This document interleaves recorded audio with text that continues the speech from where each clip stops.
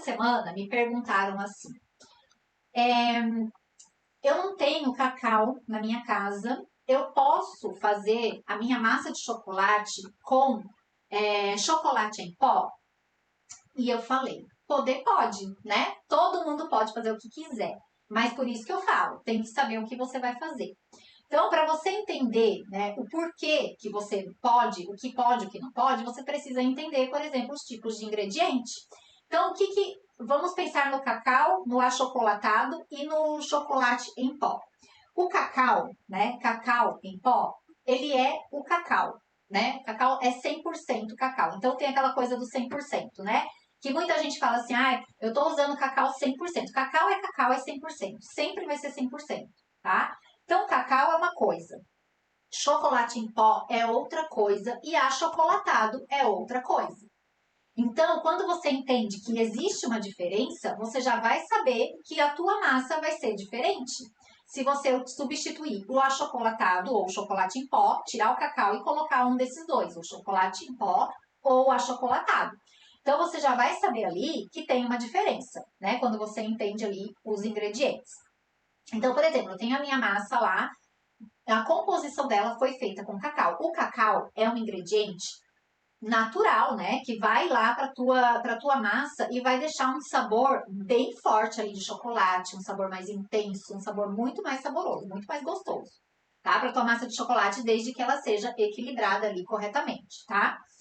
O achocolatado, ele tem o chocolate em pó, ele tem açúcar na composição, né? Então, o cacau não, o cacau é cacau, ele é até amargo, né?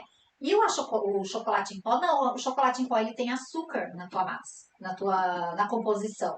Né? Então existe, você vai encontrar o chocolate em pó 50%, 70%, 20%, sei lá, o que for. Né? Você pode encontrar aí a porcentagem, ter essa porcentagem de cacau ali na embalagem, né? Que tem uma. Então, assim, 50% cacau, vamos pensar. 50% é cacau e 50% é açúcar que tem naquela composição, né? Então, se você vai colocar o chocolate em pó no lugar do cacau, o que vai acontecer na tua massa? A tua massa vai ficar mais doce e com menos sabor de chocolate, menos intensidade de chocolate, né? Por quê? Porque você está colocando mais açúcar e tirando mais chocolate, tirando chocolate. Então, quando a gente vai fazer uma substituição, a gente tem que pensar em tudo isso. Né? O achocolatado, por exemplo. O achocolatado ele é puro açúcar. Cacau praticamente não tem. Então, eu vou até mostrar aqui para vocês, ó. O cacau, o chocolate, né, achocolatado, ele é um pozinho que ele dissolve bem rápido, né? Se você colocar aí no leite, por exemplo, você vai ver que ele vai dissolver super rápido. Ele não tem nem pedrinha aqui, né? Então, ele é praticamente um açúcar mesmo, bem doce. O chocolate em pó, ele já tem umas pedrinhas, ó. Então, ele já é uma mistura de chocolate com açúcar, né? E o cacau em pó, não. O cacau em pó, ele já é mais empedradinho, né? E ele é mais ressecado, né? E ele é mais escuro também, olha a cor, né? Então, isso aqui vai deixar a tua massa bem mais escura do que se você utilizar um achocolatado ou chocolate em pó. Né? Então, quando a gente pensa em ingrediente, a gente tem que pensar nessas coisas, né? E quando a gente pensa lá em substituição, quando a gente pensa em criar a nossa receita, a gente tem que pensar nessas coisas, né? Então, por isso que eu falo, conhecendo as funções, os tipos, né, as técnicas dentro da confeitaria, você fica livre aí, muitas vezes, para adaptar as coisas, né? E saber o que pode, o que dá, o que dá certo, o que não dá certo. Né? Então, por isso que é importante a gente conhecer. Né? Conhecer aí as coisas que a gente utiliza, para a gente levar sempre sabor para o nosso bolo, sempre qualidade, né? Porque ficar também utilizando produtos lá inferiores na nossa massa, no nosso bolo, o que vai acontecer? O cliente vai comer uma coisa ruim, né? E aí, de repente, ele pode não voltar. E não é isso que a gente quer.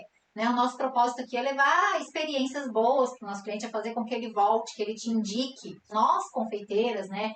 A gente que gosta dessas coisas, de trabalhar na cozinha, de fazer as coisas gostosas, a gente quer ser o quê? Quer ser elogiada, né? A gente quer que as pessoas queiram comer, repetir as coisas que a gente faz. E se a gente utiliza ingredientes ruins, com certeza a gente não vai estar gerando isso, né? Então, para você aí ter um bolo perfeito, né? a gente tem que ter esses 3 passos aqui para você conseguir fazer e vender bolos estruturados e decorados, né? Ter um diferencial, levar exclusividade, né? Você precisa sair do amadorismo, respeitar as etapas e processos, escolher bem os ingredientes que você vai utilizar, saber a função, os tipos, né? Porque fazer mais do mesmo, né, gente, não é legal, né? Fazer o que todo mundo faz, hoje em dia não dá mais, né? A gente precisa realmente buscar aí conhecimento, buscar sair da nossa zona de conforto, para que a gente consiga realmente levar para as outras pessoas o nosso bolo aí perfeito, né? Que a gente quer.